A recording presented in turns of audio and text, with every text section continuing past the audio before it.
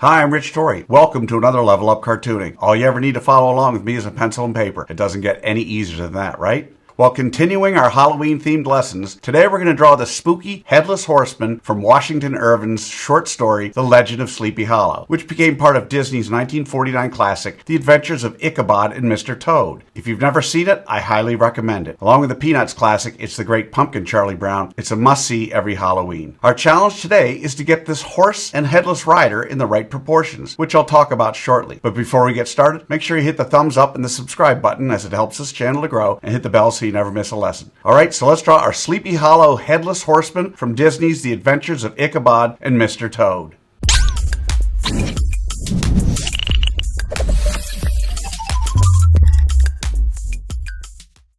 We're going to draw our Headless Horseman and his horse step by step, giving you the secret formula to be able to draw them again and again. If you've watched any of my other videos, you know I normally use the character's head to figure out how big the whole character is. Being that our horseman is headless, we're going to use the horse's head as our unit of measurement. He's 3 heads tall. In other words, however tall his head is, his entire body will be 3 of those. As for the proportions of our Headless Horseman, from the top of his headless body to his heels, his full height is roughly equal to from the top of the horse's head to the bottom of his belly. Just wanted to give you some tools for comparison. Alright, so what do you say we draw the roadmap for our Headless Horseman and horse?